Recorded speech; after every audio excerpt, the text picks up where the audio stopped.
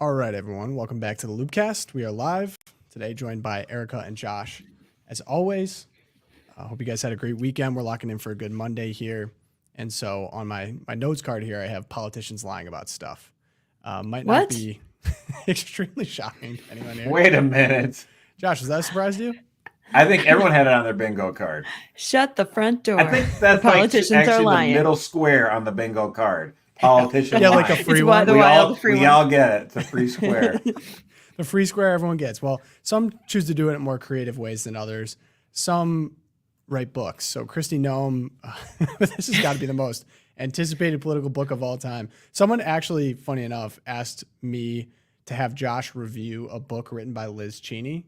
Oh. Any desire, want Josh, that. on that front? You want a Liz Cheney book review? Wow. That might So be tempting. They actually, and I think they were doing it in good faith, so they might not have listened to the program long enough. Josh, noted not fan of bombing foreign countries and cutting taxes, but yeah. So anyway, we have a new book though. Well, Christy I Noem. mean, I like cutting taxes. I'm just saying that. We like that. Yeah, I was implied that you're not a big tax guy. But the Cheney family, big on giving money to Halliburton, bombing foreign countries, and promoting gay marriage. So, not a fan. That's a nasty trifecta. But so the newest one, the biggest whopper we got so far is Christy Noem book. So, executing the family puppy, not chill, but lying about meeting with Kim Jong Un. Would I have guessed that? I mean, I understand she's in North Dakota. Sometimes you got to put a dog down. But South Dakota. South. who wrote this headline? Noem book dogged by new claims of inaccuracies. They know what they're doing. They ain't slick. Nice. So yes, so she claimed that she met with a foreign dictator, Kim Jong Un, North Korea, and everyone she claimed was there has said that never happened. So And if it had happened, here's what how he would not have responded. In the book, she says, I'm sure he underestimated me, having no clue about my experience staring down little time. I'm like, even if you had met with him, I don't think Kim Jong Un is the kind of person who come on, man. would be intimidated by Christy Noem, even if she does shoot dogs in gravel pits and goats too, apparently. And Well, goats. This whole book was a disaster. I mean, I Kim just- Jong Un might have said, "Can I have the dog? I'm hungry." Yeah. Okay. So yeah, unfortunately, she has the spokesman come out and say it was a small error. It was brought to our attention that the upcoming book, No Going Back, has two small errors. This has been communicated to the ghostwriter and the editor. Kim Jong Un was included. Blame in the list of world leaders. ghostwriter. So Aw, isn't this making it worse? classic. She doesn't even know what's going in her own book. Yes. This is It is. called Keep Digging. Like she just keeps digging. And it's time to just turn out the lights on all of her political aspirations and go back to her farm in South Dakota. Yeah, and then I mean, the Matt Walsh tweet is good too. that I actually completely agree with this. He said it's so hilarious. Actually, now I want to actually read the book. I mean, most political books are so boring, but I think the hits keep coming, and not in the way that she expected it to. But it is kind of funny, though, because I remember there was a case, man, it would have been 25, 30 years ago, where a person, in their autobiography, they admitted to something, and then it was brought to court, like, hey, you admitted in your own book. And the guy in his defense said, I didn't even write it. That was the ghostwriter. And they were he was able to prove he didn't write it. So he got off. It was amazing. I mean, it's so, welcome to the world we live in. I mean, it's But if you amazing. think about it, if you knew you were done in politics, right? You're like, I'm done. This is too much work. I'm out of here. Writing a bombshell book like this and just burning all the bridges is kind of smart if you think about it. You make a lot of money. You get a nice golden parachute off of your stories, or sometimes lies, or excitement in killing animals, and then you're out. And you could just go off to go consult at some. I mean, defense normally, contractor. see, she doesn't understand the point of a political book. I mean, she's just saying, I'm going to try to show how tough I am by saying I shot my dog, and how into foreign policy I am by meeting foreign leaders. And it's like totally off script. Like, no, don't you understand? Normally, when a politician writes a book, it's so boring, no one cares about it. But the influencers will buy thousands and thousands of copies of the book for $25 a pop, so that your campaign gets tons of money. It's a way to filter cash. I mean, come on. But she's like, I guess I'll just talk about crazy stuff. It's like, bless your heart, Christy. This is crazy. Brother. Yeah, so that was kind of a fun segue into politicians lying, but I think one that has some weight here. We have the representative from Azerbaijan, Representative Henry Cellular, and or KLR, was I think. it what is it? I think it's Kalar. Oh, I was Kalar, doing yeah. the Azerbaijan pronunciation. Oh, Or very he good. could be representative from Mexico because apparently, according to the DOJ, he took bribes from both. So the two places that he took in, this is a Democrat from Texas, San Antonio area. He's the Him, last Democrat in the House that votes occasionally pro-life. yes. So I'll get to that soon. He's kind of an interesting Tragic. case, which Trump actually had some interesting things to say about all this. But basically, the Department of Justice has now officially brought charges against Henry and his wife, Imelda. They were indicted and taken into custody on Friday because of their involvement in former Soviet Republic of Azerbaijan. So from 2014 to 2021, him and his wife accepted $600,000 in bribes from an Azerbaijan energy company and a bank in Mexico. In return, he promised to advance the country's interests. Interesting, Stupid. too, Yeah. we're aware of what's considered like a continuation of the Armenian genocide going on there in the Nagorno-Karabakh. And we've actually been pretty critical as a country of aggression from Azerbaijan. So being paid to run press for the country is also kind of an additional bad look for this guy. So that's going on there. He specifically was putting in wording to make it favorable to Azerbaijan in legislation. And then also with Mexico, he was taking money from a bank, and then all of this was laundered through kind of bogus consulting charges from his wife. So this brings up some interesting questions considering, I don't know, Josh, you know who George Santos is as well, right? I do. He's the guy from New York, congressman for a while there, who lied like a million times, like to try to impress everybody, and then finally the lies caught up, and he quit. Yeah. You know, he's still doing cameos. Yeah, I know. I saw that. I mean, it's like, and it's like the liberals would Shameless. make it seem like George Santos was like the biggest scandal in Washington ever. Well, give me a break. Not impressed. But this is actually a scandal, like taking bribes, and it seems like the biggest mistake that Henry Kalar made here was not hiring Hunter Biden to help him out, because then he could have done all this corruption and not got caught. But no, see, he didn't listen. Should have, you just have Hunter. Because Hunter Biden, come on, energy expert. He was. True. I mean, he would have helped you out on this. I don't know, missed opportunity. Right. So now people are calling for blood, which is interesting because the precedent has been set by Republicans by expelling George Santos before he was ever convicted of anything. So the charges were brought. I mean, it was pretty apparent this guy was a fraud. They just got rid of him.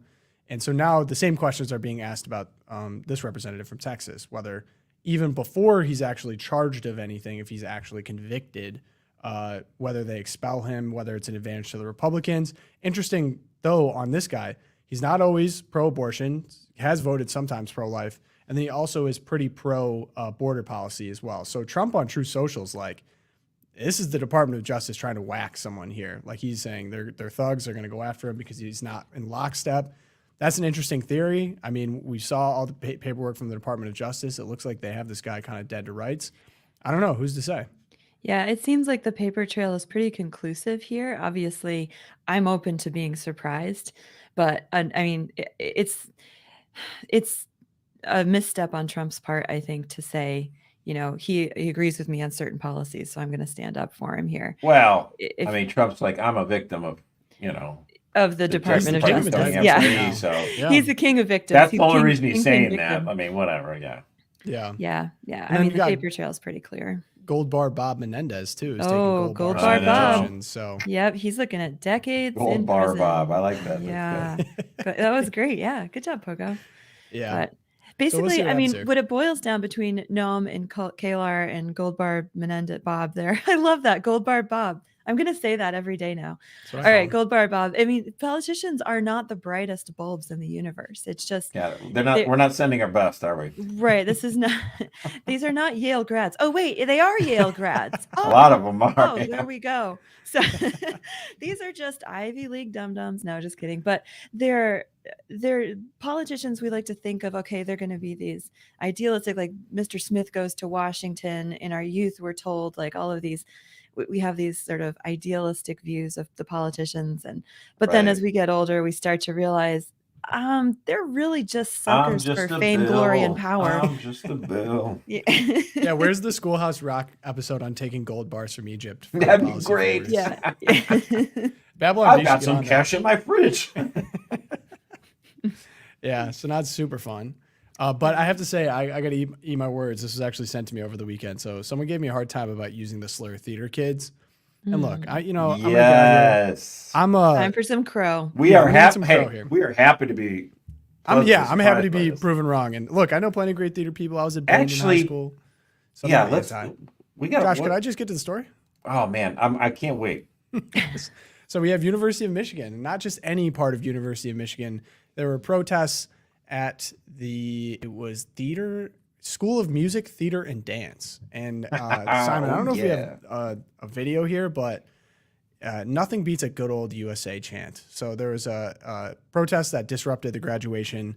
And this isn't, I don't know, an engineering program in a red school or something like that. Like, this is University of Michigan, not too far from Dearborn, which is very, very, very, very progressive in a lot of this. And you get the theater interrupted while this is going on, the graduation, and then as people are on their way out, getting drowned out by USA chants. I mean, drowned out. And this got said to me so Unbelievable. many times. Like 5 people said this to me, like, you can't say theater kids anymore because they just That's proved wrong. I it. was like, all right, I'm happy to be proven wrong in this instance. So, Josh, I I think mean, this one stuck out to you. So, what did it really speak to? What do you think? I think what you need to start saying is "Go Blue." I won't do that, but I'm in Indiana now. I don't have to. No, it's great. I mean, man, little acts of rebellion. Again, these protesters that are interrupting a graduation ceremony, they're not making fans of anybody. And whether or not these were the parents or the students, I think a lot of them were the parents. Whether they're really, who says they're as patriotic as Lee Greenwood? I don't know. But they're basically, that's their way of giving a polite middle finger to these people who want to disrupt this graduation ceremony. And my heart goes out, especially, I think, what we say last week? USC graduation ceremony that they got canceled, or UCLA, I forget which one. And you think of yourself, you went through 4 years of high school, you got your graduation canceled by COVID. Then you go for 4 years of Right. college and you didn't get your graduation canceled again I mean, this is just, it's unbelievable. And my daughter's going to graduate from high school. Man, I'd love to see some Palestinian protesters try to disrupt that. Mercer's ready. Try Did you that see in a the small SNL? town. Did you see the SNL skit? They did Yeah, on I it? watched the SNL skit. Even SNL, progressive SNL, they got in and they were just, Yeah, they had like oh, the that panel of protesting's good parents. for you. For For you, yeah. not for my daughter. My daughter better be in school. I pay $68,000 a year for her to stay in that dorm. I'm gonna be mad if she's staying in a tent. Yeah, Um, it's great. But yeah, I thought, and this is something I haven't even fully, I don't know, I don't have a good way of putting this yet, but I think both sides are trying to claim that some of these protests, counter protests going on in college campuses across the country are somehow geopolitical experts and they've entrenched themselves in either like Israel or Palestine or they have a real understanding of what's going on. I tend to think that they don't, and they just recognize one side that kind of hates them, like one side that hates them in what they stand for, including the flag. And it was funny. I even Right. saw a comment over the weekend. It's like the flag. Like someone was like, "What do you mean the flag? Like the flag? It's just a piece of cloth. Like it's a thing. It doesn't mean anything." And those are my really? least favorite kind of people, right? Like because that's so anti the human experience. You think that symbols mean nothing? Right. That's I why, don't yeah, even we know just if I can even drape have a a conversation simple with cloth that. over a coffin of a man who died in battle. Right. It's just cloth. Give me a break. Well, we know that's not true because they shoved that cloth, their cloth, the rainbow cloth, down our throats for an entire month of June. So if it's just a symbol, then maybe just don't do it. Maybe don't shove it down our throats all the time. Maybe not every corporate logo in the whole world needs to be rainbowified. I say the whole world. Obviously, they don't do that in the Middle East, but Just the Western world. Yeah, but then it's totally a double-edged sword because then simultaneously they'll accuse you of, oh, well, it's just a cloth. And then if you get mad about it, they'll be like, oh, you get mad about the gay flag? Oh, it's just a cloth. Why does it bother you? You know, Yeah, so because like we don't both say it's sides, just you a can't- cloth. We understand that symbols have meaning. Like Right. we're not the ones that are being hypocritical, on this issue. Like we Right. understand that actually symbols, words have meaning. Like God created the universe through His Word, so Right. we believe that words and symbols have meanings, of course. Yeah, and they have emotional power too. And I think a lot of times we as Catholics we can be very like we try to be reasonable and logically understand what's going on, but also as Catholics we are a sacramental we are sacramental creatures. We know that what we see and what we take in through our senses, and that would include these visual images, are very powerful, and they rally people to themselves. I think it was very telling at the White House. I think it was Friday. Karine Jean-Pierre, she's asked about these protesters who are burning the American flag and throwing it on the ground. And the most she could come up with was, it's not acceptable to throw the American flag down. It was just this sort of, well, yeah, they shouldn't do that. No, All I right. disagree with you on this You one. you think it was Here we go. strong? Yeah, no, Okay. hold on. I Okay, was not so impressed, but bring it on. I mean, was it awesome? Her response, not necessarily, Mhm. but like I thought that was a very telling moment because the reporters. Do we have the video on this at all? I had it somewhere, but I might have to dig no, that up. I think the press secretary, Corinne Jean-Pierre, she was asked about this, asked about the protesters going after the American flag at the University of North Carolina in Chapel Hill, and she was actually, I guess you have to ask yourself a question: how bad were the poll numbers that the Biden White House is like, yeah, we that cannot be associated with this. We need to condemn these Palestinian protesters going against the American flag. So they asked her about that, and they're like, no, yeah, you should not try to forcibly take down the American flag, she says. And then the reporter followed up and goes, no, wait a minute. I mean, these guys were trying to protect it. I mean, are you saying you're okay with that? And she's like, it's good to, take care of the American flag or whatever. Like, so she knew she had to say that. It's like, how bad were the poll numbers? I'm saying she's doing it not because she actually loves the American flag, loves the Stars and Stripes. Not saying that at all. But I'm saying the poll numbers were so horrible for the White House. Mhm. They knew they had to get out from underneath it. I'll take that as a win. All right. I could use a win, so I'll go with you, Josh. I like the reading of it. That's awesome. Do we have Yeah, this now? I'm not sure if we'll be able to get it, but that was basically a summary. And if you look at what she was speaking to just at the campuses, we get a little bit deeper into the funding here, and I want Erica to go into that in more depth. But I think before, because I've seen accusations thrown around of like these kids understand geopolitical whatever. Like, what do you think the heart of this? Why do you think it is? Why do you think people take the time now, those college kids, to actually go out and make a meaningful counter protest with American flags? Because this isn't the first time stuff like this has happened. This is the first time I've seen genuine counter protests from a pro-America side.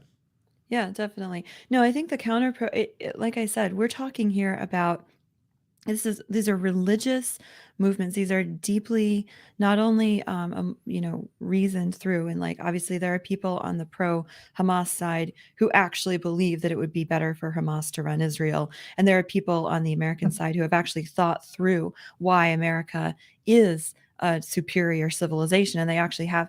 But there's also this deep emotional sort of like gut reaction to, you're tearing down my flag and you're threatening my country, and just realizing that this is a deep part of your identity. Obviously, your identity as a child of God is your primary identity, but then your country is also a deep part of who you are.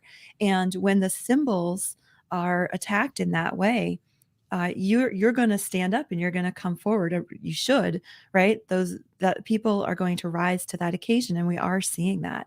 I think that a lot of the students who are out there at these protests, like you said, Tom, they have not thought through, okay, here's the history of the last 70 years in the Middle East, and well, the British came in and they chopped up Palestine in response to World War I, and oh my gosh, and like that's not going on in these encampments, right? They're having basket weaving, they're having hair braiding competitions. This is what's going Not on all at they're these doing. They encampments. asked for Well, BNSC. they wanted dental dams. Does everyone know what those are? Are taxpayer dollars going to dental dams? I don't That's need you to expound on disgusting. that. Yeah. Okay, anyway, I'll move on. I shouldn't know what those are. I mean, Keep it for moving. heaven's Keep sake. it moving. No. Keep it going. It's not just hair braiding. But what I'm Don't trying to Google.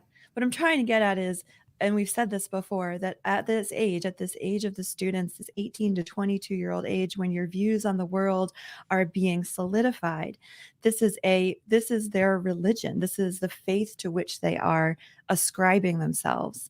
And we're in a pagan a pagan America. This is a post-Christian America.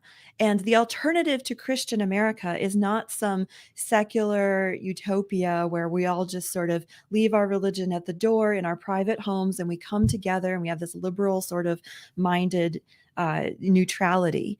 The alternative to Christian America is pagan America. It's a new religion. And Josh says this all the time.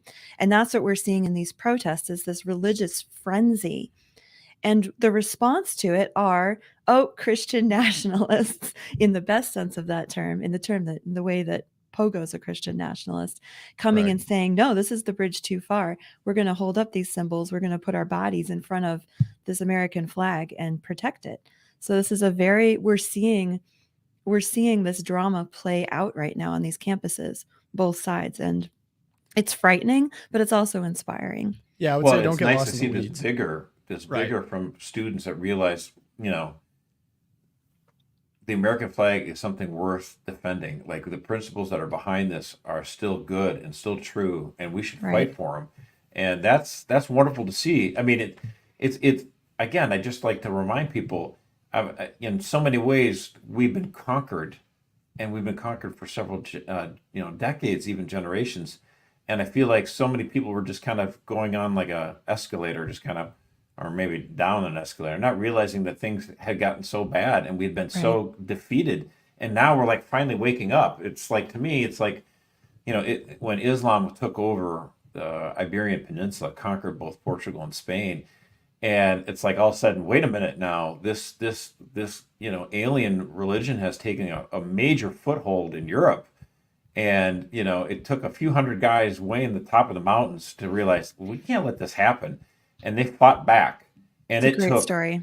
hundreds and hundreds of years. I mean, they're like, this is like the year 800. They're like, we need to fight back.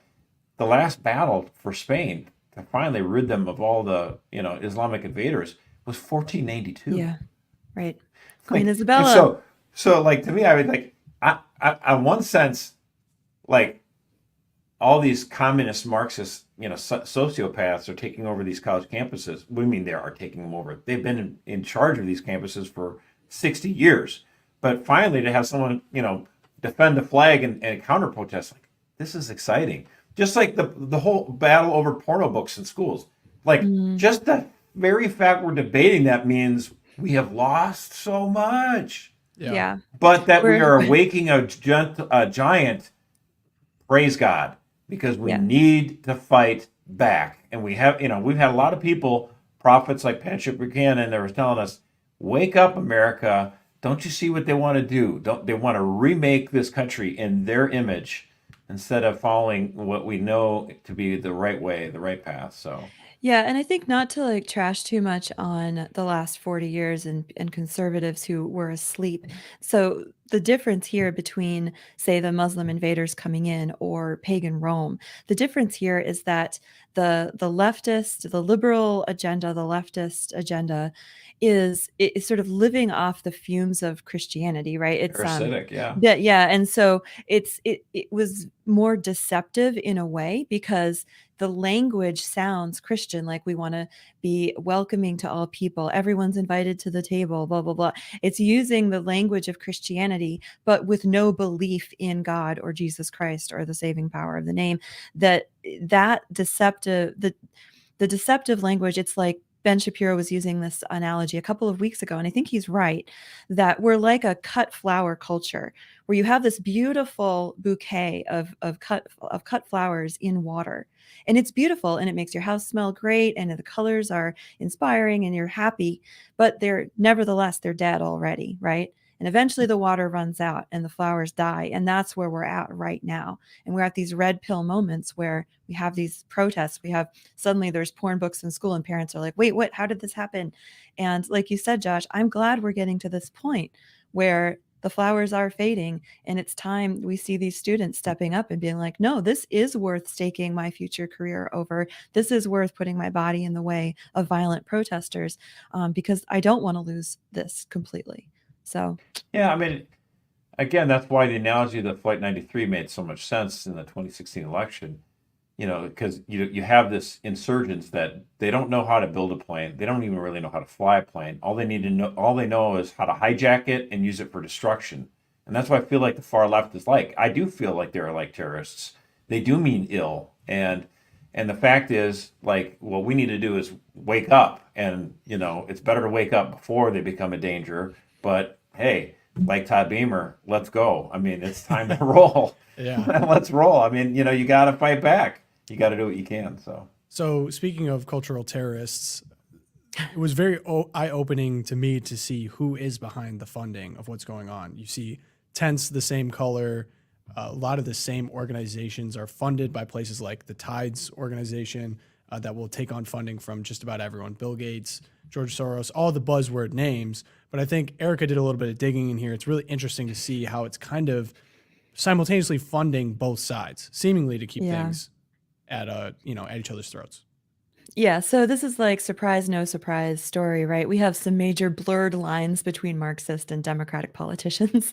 But yeah, one of the headlines in at Politico was surprising data shows. And I'm like, I think that's a miss. It's not surprising, right?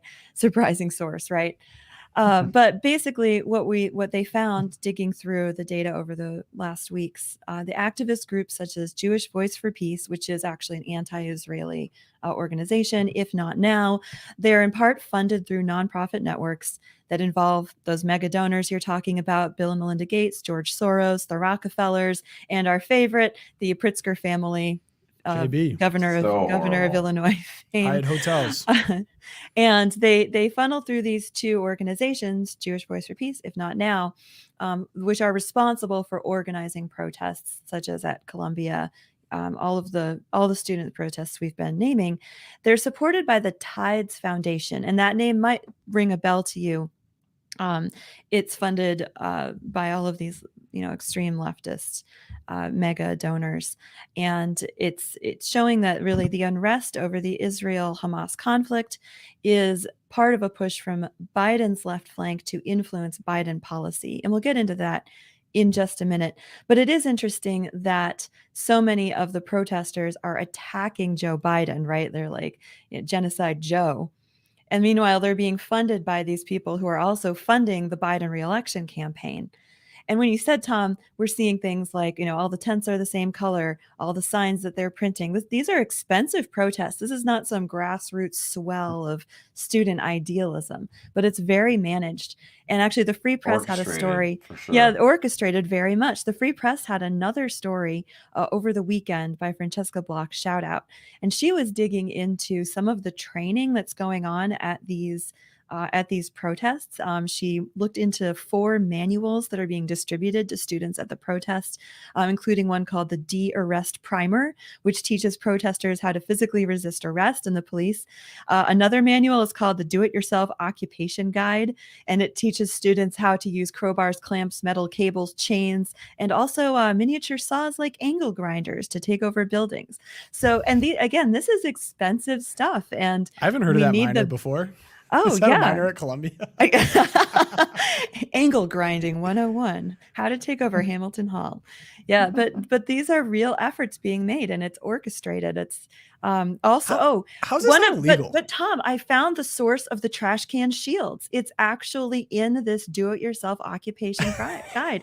So those students had studied hard for that moment that you were highlighting. Still my favorite. This was not, just one of the greatest videos I think I've ever It's seen. one of the greatest videos ever. But it's truly like, how is it? So we're all just sitting and watching this, our college campuses burn, whatever. And like, sure, they're liberal. It's like you're getting to taste your own medicine or whatever. Like, you reap what you sow. But like, large activist groups funding illegal activity. Like, if we had a honest justice department, wouldn't this be targeted? This is illegal. Yeah, I mean, instead of going after pro-life Catholics. Right, but isn't that what it's for? Like, you have organizations express intent to try to create disrest, or like to create chaos intentionally is the purpose of these organizations. They're receiving money in order to do that. This is illegal. I don't understand any and way this is not illegal. Do illegal things, right? This is beyond free speech. This is so far beyond student free speech. And then it's like a nationally coordinated effort to try to do something illegal. And so that was the whole point. Like, Operation Rescue was this pro-life group that tried to chain themselves to the buildings of abortion mills where they're killing babies. And so then Bill Clinton's like, that's why we need a federal law Mhm. to protect access and to go after these pro-life protesters for, RICO violations. Basically the same stuff they went I was after gonna say this mobsters. sounds like RICO. Like this sounds like Right. you could be So using RICO if against if them. if that's why, if that's the justification you're going after pro-lifers, then this is obviously clearly illegal behavior. Why aren't you going after them? Oh, right, because they're your Crickets. friends. Well, they're using all this Forgot. money too that they get to bail them out as well. So it's like they just go to jail and then they get free bail based on this, and it's just all as gross. I don't understand how we all kind of like we're reading this. This feels a little bit beyond the surface because maybe if you just watched it, you think it's like organic students. Half the people getting arrested aren't students. The things that they're given are not given by individuals. They're given by humongous corporations with the intent of causing chaos. This screams RICO. This is We like need a organized clean crime. house at the Department of Justice, and maybe have, when Trump gets elected, have Kyle Seraphin in charge of the FBI. Hey, Yeah, I jeez, like man. that one. Kyle Seraphin for cabinet. This is just so shocking. But the pressure, I mean, it does seem to be working. So whoever Yeah. is putting this pressure on is now kind of having success at the presidential level. We have President Biden tiptoeing, as we say. So for the first time, the U.S. put a hold on ammunition shipment to Israel. This is kind of signaling a larger, maybe hesitancy in order to support internationally an ally in Israel. Again, I mean, I think the real loser in all of this is we're funding both sides of a war that shouldn't be happening. I mean, peace is obviously ideal. All the victims are the people that are engulfed in war over there right now. So, Well, and I guess it's so transparent too, because the United States has been, perhaps too much of a strong of an ally with Israel, that you can make the case there. But revisiting how strong of an ally we are with Israel should be based on what's in the best interest of the United States, correct. right? And not Biden's reelection efforts in Michigan. Like, that's what drives me so crazy about this. He's freaked out that a bunch of Arab Americans in Dearborn, Michigan are not going to vote for him again. And so he's slowing his roll on our relationship with Israel because of that. It's like, really? Okay. As long as we're all clear here, you're doing this because you're freaking out about losing Michigan. Okay. All right. Wouldn't call that a Yeah. position of strength. Right. And the message it sends to our allies just around the world too, that, we can pull the rug out from under you if the president's concerned about his reelection prospects. And it's a weak foreign policy again, as usual. Well, and if the Spaghetti. strategy instead of paying all the money to lobbyists in order to bring down these negotiations or the shipments or whatever, they're just paying for kids and activists to start problems domestically at publicly funded institutions in order to put this kind of pressure on to make something like this happen. It succeeded, hmm right? I mean, we're already seeing this, so I don't know. Yeah, it's succeeding internationally. It's going to be interesting. I have just as a resource because we really get pushed in a lot of directions on this program. Again, we're American Catholics, but Cardinal Pizzabella, he is the patriarch of the Holy Land, put on something basically for how a Catholic should think about this conflict, right? So like how we're sitting here right now. And so, Erica, I know that you were the one that put this on. I think it's good just to put out a PSA, like as Catholics. Do we have any guidance from the patriarch on how we should think about this? Yeah, and I think what you're saying is like we have feel very strongly on both sides of the issue, and there's a lot of confusion about what's going on and what's the history and who's the good guy here, who's the good guy, and the answer is there really isn't a good guy, right? Like there's going to be issues on both sides, and it's all very tangled. But the clear message that the cardinal of the see in Jerusalem here is sending us, of course, is that, he says peace needs the testimony of clear, strong gestures on the part of all believers. And we can't be silent in the face of any injustices. And we have to invite people to live peacefully and even disengage. And the message, of course, from the church is pray for peace. And how that plays out practically, that's for the politicians and the generals to be working out. It's the hard work of the laity to actually bring all that to public policy and decisions about warfare and all of that. But the message from our leaders in the church, and this man, you'll remember, he's the guy who offered himself in exchange for the hostages that were taken on October 7th. So this guy, like, he's put his life on the line. Obviously his offer was not accepted by Hamas because I don't He's think willing they to really walk the walk, care. though. Right, but he was willing to walk the walk, and he represents all of the Catholics who are still there in the Holy Land, whether they be in Gaza, whether they be in Jerusalem, Tel Aviv, Rafah. And so again, I pray mean, for peace is the I don't. message. I don't. Is there a good guy? I mean, I don't know if Israel's certainly not a great guy. I don't know if Israel's a good guy. Maybe is it an okay guy? I just know Yeah, that Hamas is a bad is guy, the bad Yeah. guy. Like, Yeah, and terrorism yeah, not chill. right. that doesn't mean I'm like, oh, I'm super excited about taking one of the sides of this war. I didn't say that either. But again, when it comes to Hamas and the Palestinians, Bill Clinton was right about this. He offered them Mm. everything in the farm, and they walked away from the table because I kind of feel like they like the agitation. They like to kind of go after Israel, Oh, and they love it. they're not going to be happy until they have every square inch of that entire area. And so, Right, and they if mean they it. Like want peace, how can you have peace with people like that? I don't know. when they say from the river to the sea, they mean the eradication of the state of Israel. There's no two-state Yeah, solution when it comes right. to Hamas. So this, like, that it's even still talked about at our national, international political levels is sort of crazy to me that we're even still talking about this. One of my favorite counter protests, I have to say, this is a little bit graphic, is there was some funding over at UCLA. There were these big screens put up next to the encampment, and they just played footage from October 7th over and over and over again. And Right. that's bringing it back to the heart of why Israel's in there right now. And a lot of our news coverage forgets that. Like they just don't mention October 7th, or they gloss over it. Like this was And Israel they're was just suddenly asking at for it. war. Right. But they're showing the footage of people with their heads getting hacked off by a garden hose. Like this is it Yeah, was it's a really disgusting. effective counter protest. And Although, did you see at George can't forget. Washington University, they just unfurled a humongous American flag over one of the buildings on campus? So Nice. glorious, dude. That's awesome. Yes, That's me. GW. Because I have to say, I'm probably maybe arguably the most sympathetic with the Palestinians on this podcast. That is just honestly my case. I think there's plenty of Christians in there that have not invited any of this. I think Israel's definitely been suspect in terms of military action in that area and then creating the conditions for desperation in Gaza. That's just honestly my take. Again, I'm American, I'm Catholic, I'm coming from an American perspective. I'm America first. But one thing that I noticed, and not noticed, I mean, this was pretty big. Al Jazeera, which is no fan of the West, I'll be the first to say. Clearly. But Israel has just shut down, for the first time, shut down a foreign news network, Al Jazeera, in Israel. So, what is Al Jazeera? It's a 24-hour news station, partially funded by the government of Qatar. So, it's known for frontline reporting in conflict zones, expanded to English language in 2006. So, they did a lot of coverage of the Arab Spring in the Middle East, won a lot of awards. That's how they kind of came to prominence. So what happened was, in this order, it included confiscating broadcast equipment, preventing the broadcast of the channel's reports, and blocking its websites. It is believed to be the first time Israel has ever shuttered a foreign news outlet operating in the country.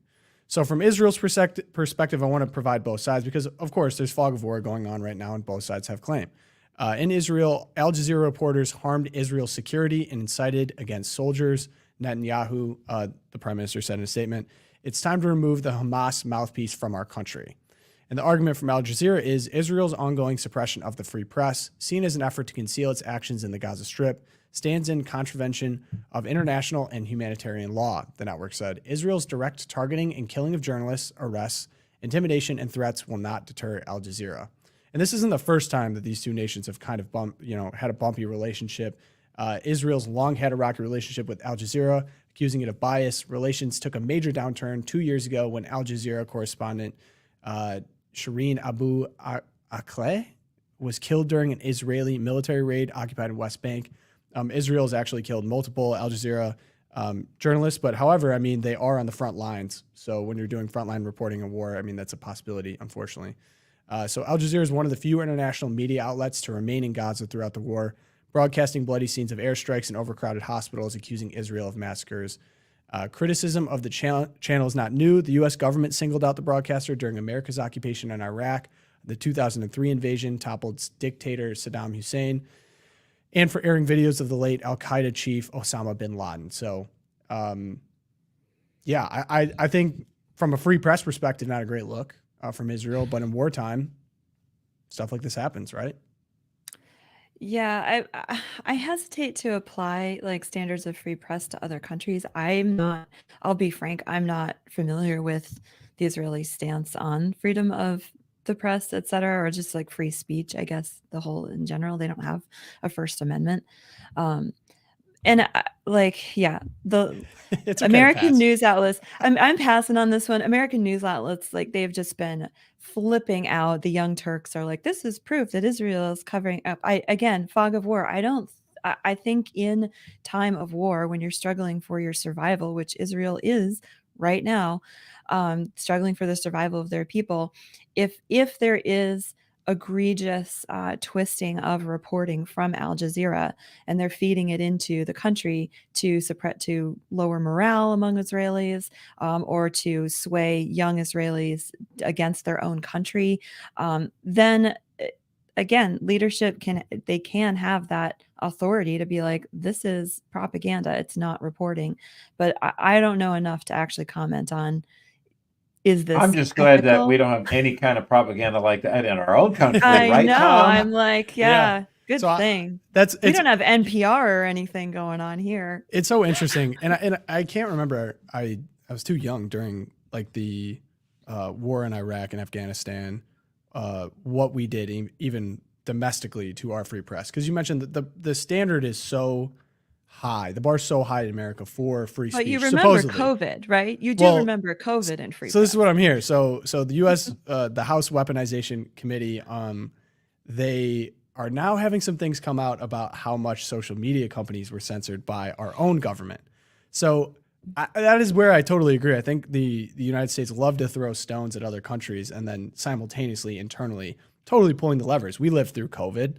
So we have plenty of examples here of, in this House Judiciary Committee, they brought up many examples where there's explicit coercion for social media companies, specifically Facebook, to take down and to censor views such as the lab leak theory, which is now confirmed to be true, where COVID, imagine this, there was a coronavirus facility in Wuhan, and they were saying it had nothing to do with this said coronavirus committee or coronavirus, where they were doing tests on it. And so, of course, that came out to be true. It wasn't a bat eaten. So, Josh, It wasn't at the meat market. Shocker. it wasn't at the meat market. So, I guess Wasn't the a question bat. is here. That's what they told us. Yeah. The open air market, Right. Not I the ate a virus lab bat. that just happens to be in the same town that is studying coronaviruses. Couldn't be that. Nothing to see here. So, I mean, the question here, Josh, like thing after thing after thing after thing after thing, there was unbelievable censorship during that 2020 election. I mean, even you want to go Hunter Biden laptop if you want to go that far, but it's crazy. Is anything going to be Absolutely. done here? I mean, do we just keep waving out examples and then there's no justice here, or do we have to wait for another administration?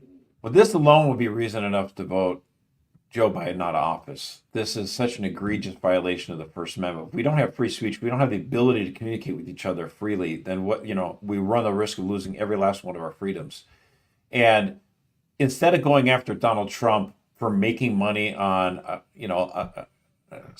building an apartment building or whatever, like the New York, this phony case in New York that he's going up against, like what we really need to see are members of the FBI and the DOJ being put on trial and thrown in jail for the kind of actions that they did, suppressing free speech. I mean, this is the kind of stuff like, if you brought Thomas Jefferson back, like, okay, get this. This is great, dude. You'll love this.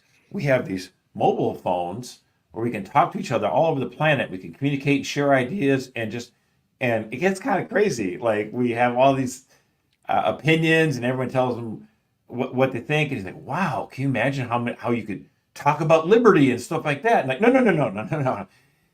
If you talk about liberty, the government might come get you and throw you in jail. No, you can take a photo of your food and send it to your friends, but you can't actually talk about liberty. Like, what? I mean, the founding fathers would lose their breakfast if they found out what our government was doing. They'd to be us. like, and you put up with this? They're like, can we have England, the King of England, take over again? That would be great. George III was better, and his taxes were lower too.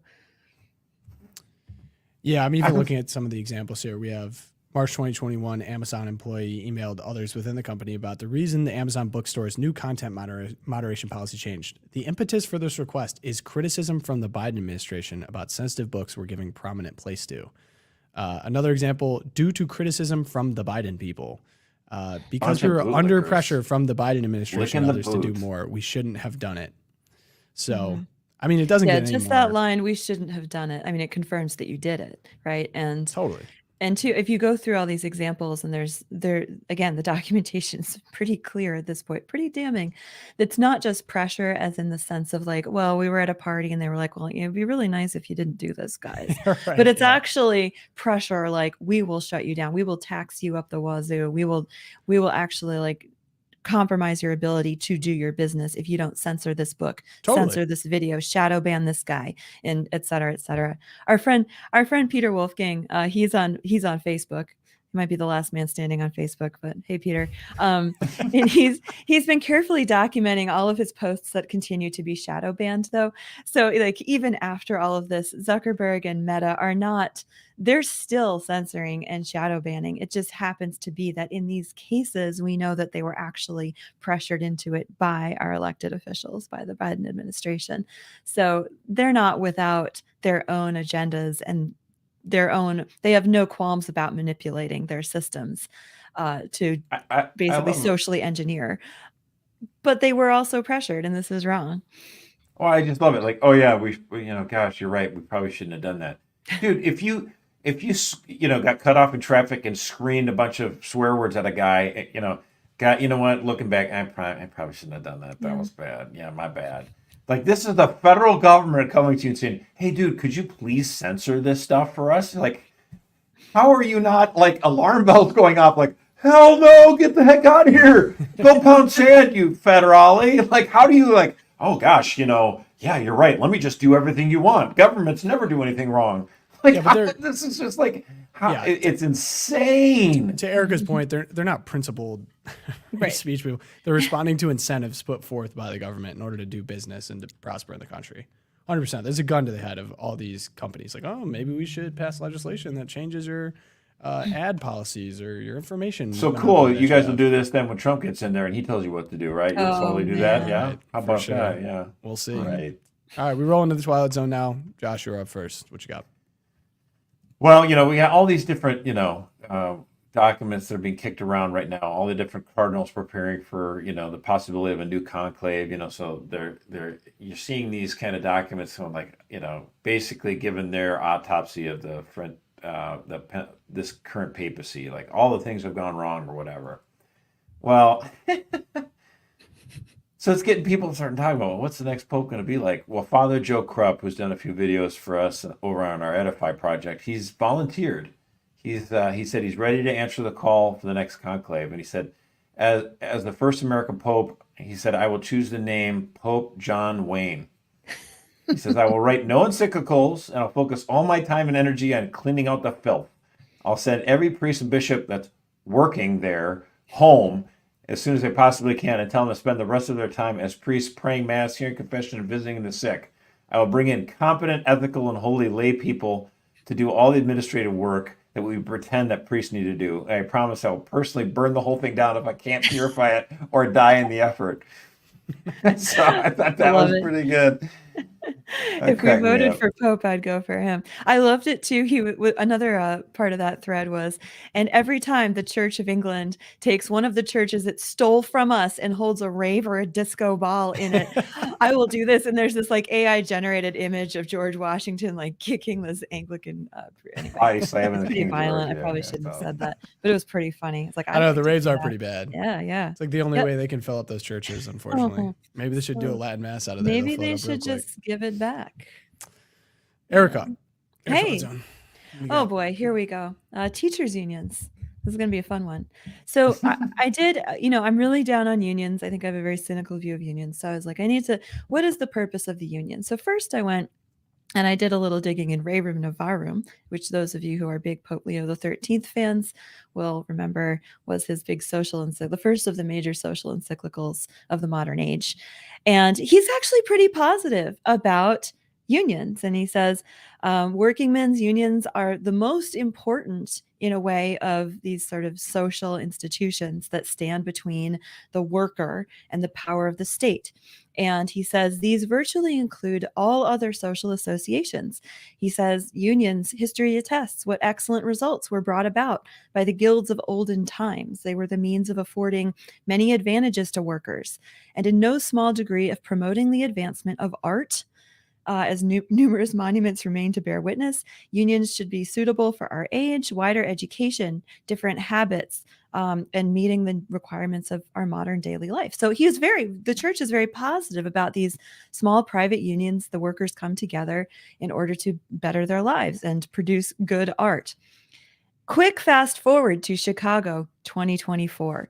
We have the Chicago Teachers Union just called for an extra $50 billion for the union so they can pay for wage hikes and fully paid abortions for their members. Also, new migrant services. Why is the teachers union providing services to migrants, or illegal aliens, I should say?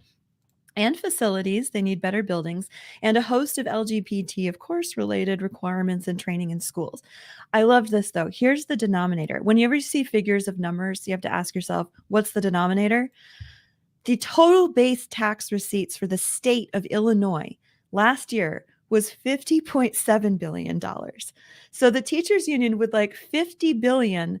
They will leave the $0.7 billion for the rest of the state's expenses, that's nice but of they them. need 99.9% of it. Meanwhile, here's the other denominator.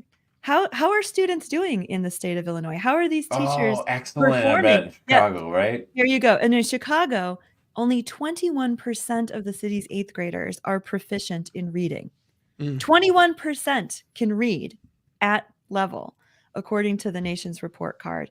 Obviously, they need more money, Erica. Right. They need more money because they can't do their job because they need to have abortions. We're so they failing can at do better this. maths. Give us more Oh money. my gosh. So I don't think this is quite what Leo the 13th had in mind. We need to make some distinctions when we speak about unions. Chicago Teachers Union out.